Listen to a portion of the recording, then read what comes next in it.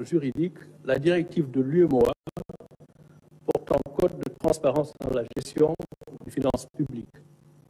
Cette loi dispose que, dans les 3 mois suivant chaque nouveau mandat présidentiel, la situation globale des finances publiques, et en particulier la situation du budget de l'État et de son endettement, fait l'objet d'un rapport préparé par le gouvernement.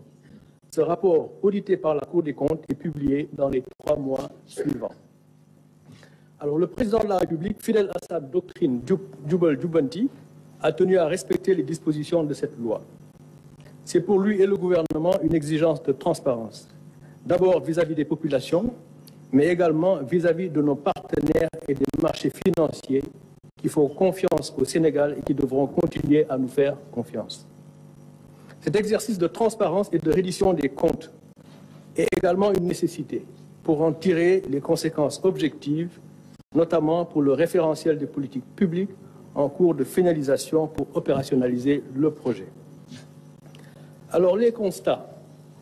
Le rapport sur la situation des finances publiques a révélé que la dette publique du Sénégal et les déficits budgétaires ont été plus élevés que publiés par les autorités sortantes et communiqués à nos partenaires durant la période 2019-2023. Le déficit budgétaire a été annoncé à une moyenne de 5,5% du PIB sur la période 2019-2023. Mais en réalité, il a été en moyenne de 10,4%, soit près du double. La dette publique a été annoncée en moyenne à 65,9% du PIB durant la période 2019-2023. Mais en réalité, elle a été en moyenne de 76,3% du PIB en raison des déficits publics plus élevés que publiés.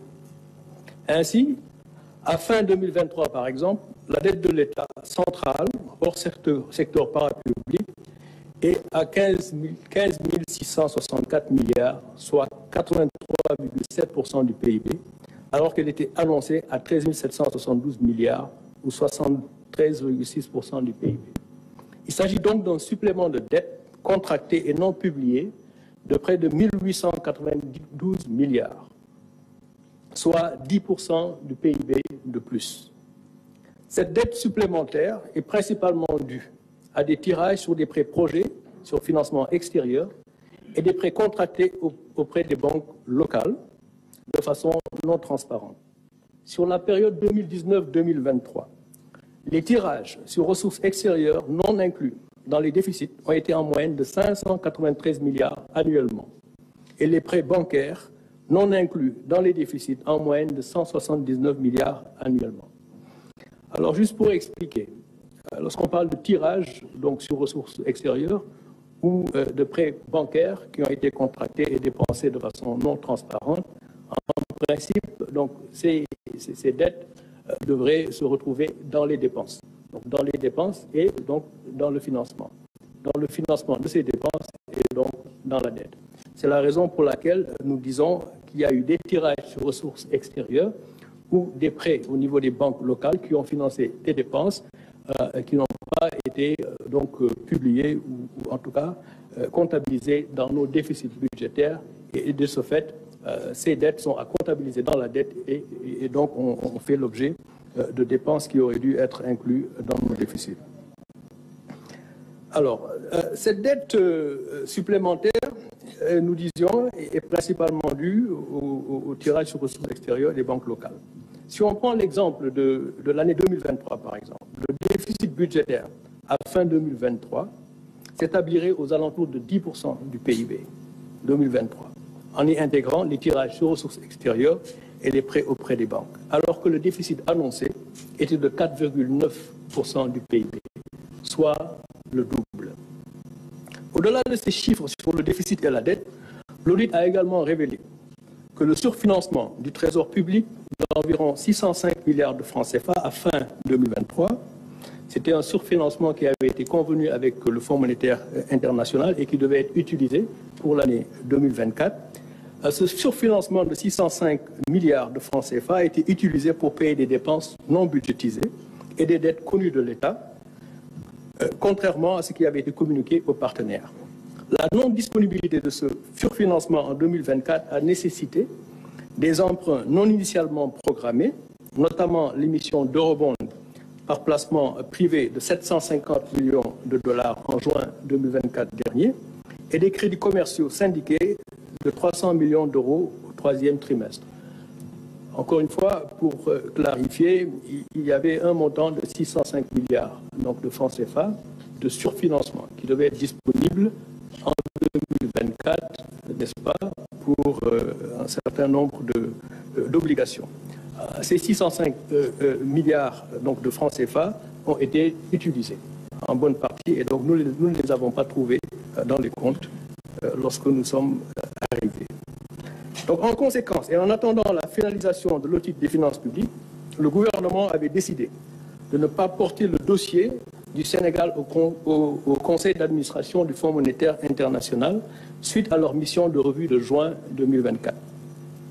L'examen du dossier du Sénégal sur la base de chiffres erronés aurait conduit à un cas de ce qu'on appelle le misreporting, c'est-à-dire la transmission de fausses informations pour bénéficier des tirages prévus sur les ressources du Fonds monétaire international.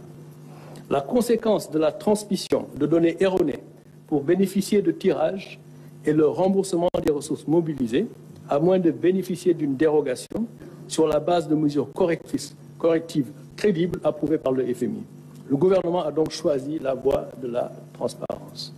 Là aussi, juste pour clarifier, quand on parle de transmission de données erronées au Fonds monétaire international, donc vous allez au conseil d'administration avec un rapport et les données avec lesquelles vous allez au conseil d'administration sont des données qui sont transmises par les autorités du pays. Alors, si ces données donc transmises ne sont pas correctes ou frauduleusement donc données ou fournies au service du Fonds monétaire et qu'il y a un décaissement, ce décaissement, en principe, il doit être remboursé. À moins qu'il y ait une dérogation du même conseil d'administration du Fonds monétaire international s'il y a des mesures correctives donc, qui permettent au pays de revenir sur la trajectoire qui était précédemment donc, convenue. Le Fonds monétaire donc, international a été informé des résultats de l'audit des finances publiques et le gouvernement du Sénégal sera en discussion avec leurs services pour les mesures correctives que nous comptons mettre en œuvre.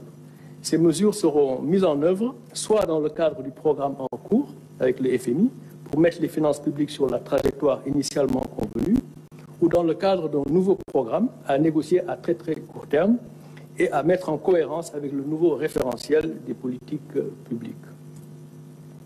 Alors, en tout état de cause, ce qu'il faut retenir est que ce qui sera convenu avec le Fonds monétaire international sera le programme du gouvernement, afin de mettre notre déficit budgétaire et notre dette sur une trajectoire soutenable, à un niveau de risque modéré, voire faible à moyen terme.